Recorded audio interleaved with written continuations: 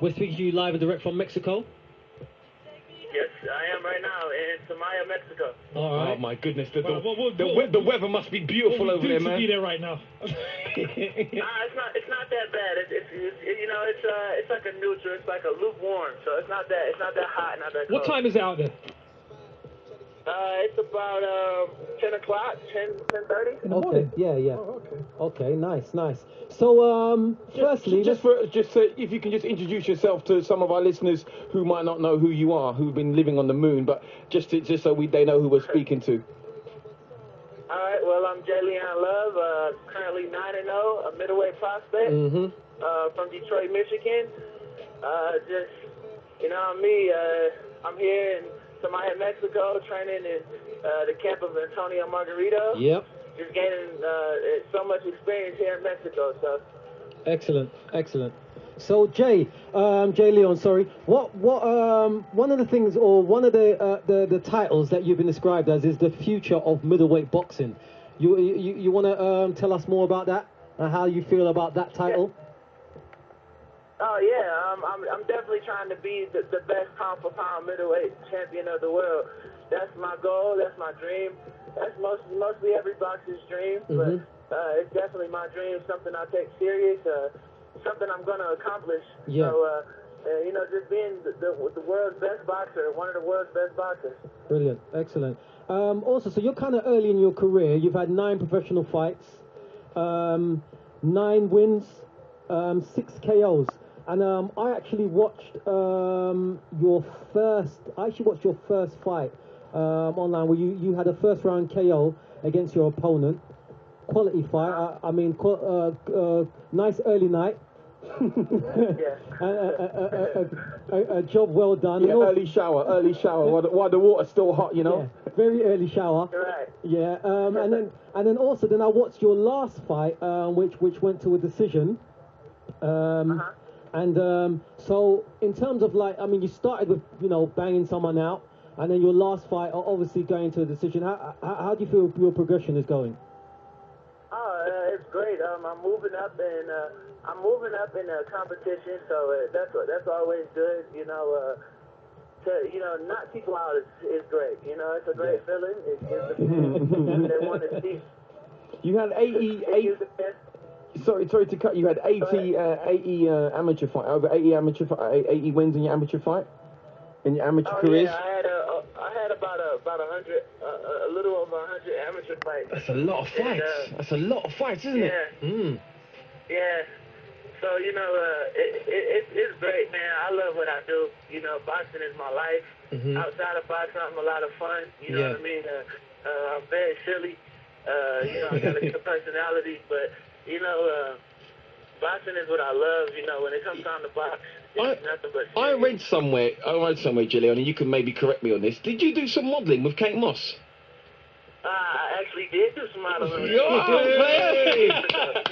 Research team, boy. So we got a good research team here. Yeah, shout out to Samara. So what was that? Talk us about that then. Let us know about that. What happened there then? Well, Kate Moss and the famous photographer Bruce Weber had came to Detroit, and they were doing something on historical places.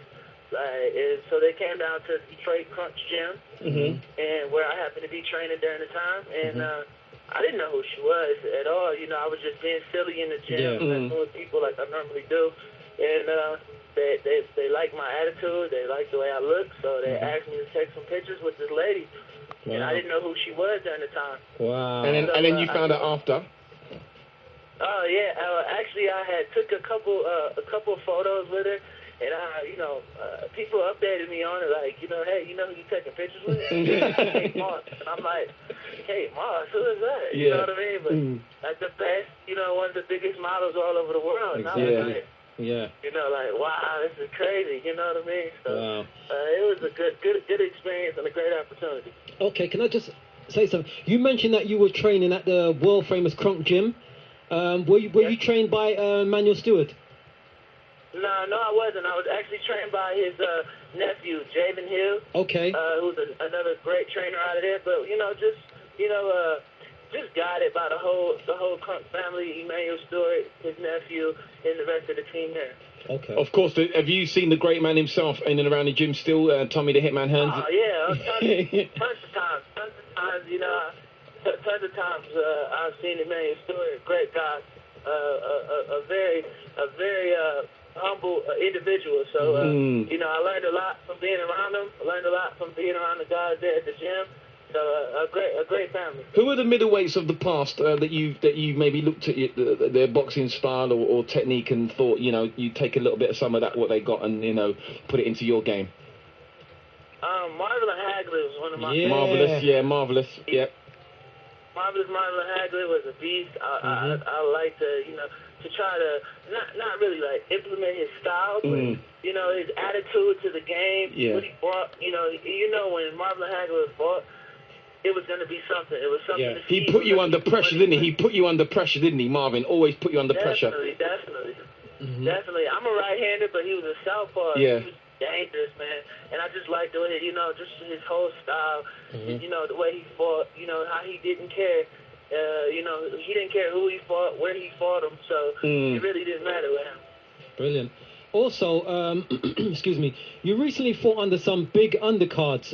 You fought under the Berto Victor Ortiz fight, Carl Froch and Glenn Johnson, and also the Sergio Martinez and Darren Barker fight. So you're kind of mixing in quite big circles at the moment. Yes, I am. There was a great opportunity. Carl Froch, you know, big name. Yeah, Carl Froch, yeah. Man, and his whole fan base is ridiculous. Yeah. They really come and, man, support, and I think that's like great in boxing. Yeah. You know, even Darren Barker had Yeah. like a huge entourage, and the UK people, man, is tremendous. I love them to death. You know what I mean? Like the fans, the UK fans. You know, boxing wouldn't be the same without them. You know what I mean? They really help out boxing. They really, you know, put boxing on the map. You know, they have a lot of great fighters in the UK. Yeah. But just the fans, man, they really, you know, it doesn't matter who. You know, I've been watching the UK fans, Ricky Hatton. Yeah. You know what I mean, and things like that. And man, it's just tremendous. The atmosphere when they're in the building and the drums, the noise they bring, the carnival atmosphere. It's crazy, man. So just to experience that, and you know, and I even, you know, grabbed a few UK fans, so that's always great. That's huge. Are you on Twitter or anything, so you can give out your Twitter address and people can follow you?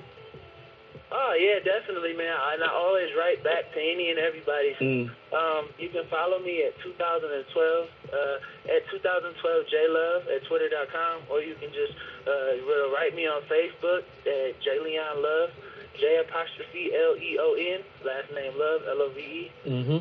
Nice one. Great name, innit? That is a great name. It's a great name, innit? Can I just also just gonna ask another question? I know you're sparring at the moment. Excuse me, with Antonio Margarito. Huge fight coming up against Miguel Cotto. How are you finding that sparring with him? Because he's a huge name with a huge history in the game. So how are you finding that? And are you learning a lot, picking up a lot of stuff, or are you taking a few shots?